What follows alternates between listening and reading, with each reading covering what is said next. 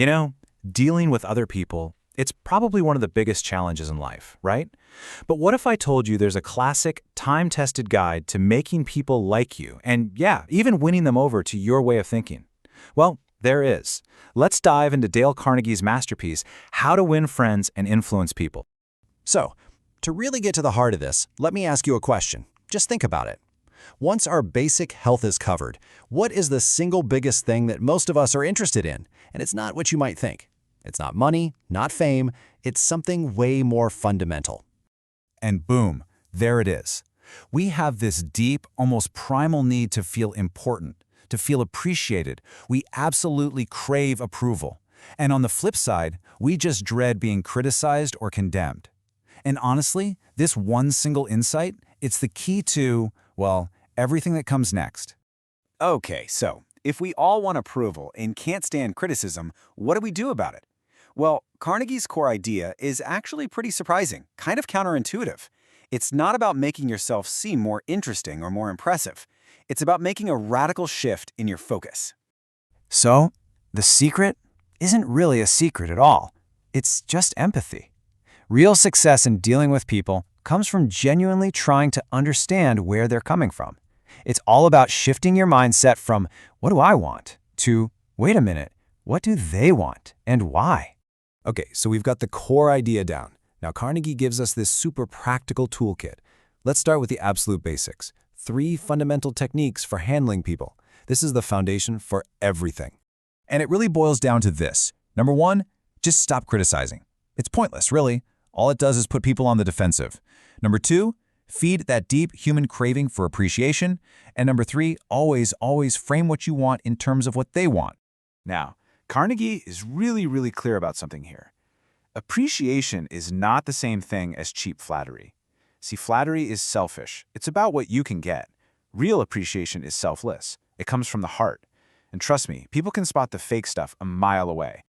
And Carnegie has this brilliant analogy for this whole idea. He says, when you go fishing, you don't bait the hook with strawberries and cream just because that's what you like. No, you use worms because that's what the fish want. It's the exact same common sense when you're fishing for people. All right, building on that foundation, let's get into the next part of the toolkit. 6 very specific things you can start doing today to make people genuinely like you. Now, these might look like common sense, and maybe they are, but their power is just immense. Being genuinely interested, smiling, using their name, really listening, talking about their passions, and sincerely making them feel important. But let's zoom in on just one of these, one that seems so simple you might overlook it, but its power is just wow. Just think about it for a sec. Of all the words and sounds in the entire world, in any language, what's the one sound that resonates the most with any single person?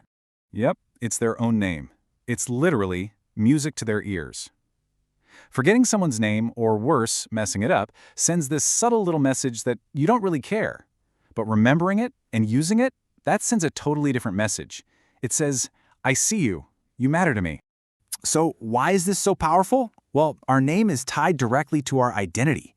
I mean, it's basically our own personal brand, right? It's the one thing that's truly ours. When you use it, you're not just getting their attention, you're acknowledging their uniqueness. It's such a simple act, but the impact is profound. And this leads us to another huge principle. Just listen. We often think that to get people to like us, we have to be super interesting, right? Tell great stories, be witty. But Carnegie flips that on its head. He says the real secret to being interesting is to be interested. Encourage other people to talk about themselves, and I promise you, you'll walk away being remembered as a fantastic conversationalist. All right, so we've covered how to handle people and, how to make them actually like us. Now we get to the final part of the toolkit, and this is the advanced stuff, the subtle art of persuasion, how to win people over to your way of thinking without ever causing resentment. And if you look at all these principles, there's a really clear theme running through them all. Don't be a bulldozer, be a guide. You avoid arguments, you never flat out say you're wrong, and you're super quick to admit when you've messed up. The goal is to listen way more than you talk and gently help them arrive at a conclusion. And this right here is exactly why arguing is just a total dead end. You simply can't win. I mean, even if you win on logic points, you've lost their goodwill. They might shut up, but they haven't changed their mind. The only way to win an argument is to not have it in the first place. Okay, this next one is a superpower, I'm not kidding. The power of just admitting when you're wrong. And doing it quickly. It's completely disarming.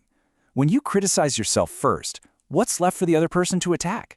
It literally stops an argument dead in its tracks and actually makes them want to be fair in return. And this might be the master key to real influence. It's so simple. Let the other person feel like the idea was theirs. Don't push your solution. Instead, you plant seeds, you just ask questions, and you let them connect the dots. Because an idea they believe is their own is an idea they'll fight for. Okay, so after all of that, all these toolkits, all these principles, what's the big so what? Why are we still talking about this book almost 100 years later? It's because this stuff, it's not about tricks, it's not manipulation. In fact, these ideas only work when they come from a sincere place, from a real desire to connect with and understand other people. It's really a whole way of life that leads to better relationships in every single area, at work, at home, everywhere. So I'll leave you with this. Think about one conversation you have coming up. Maybe it's a tough one, maybe it's with someone you find difficult. What would happen if, just for that one single interaction, you made it your absolute mission to see things from their point of view before you even thought about your own? Seriously, what could change?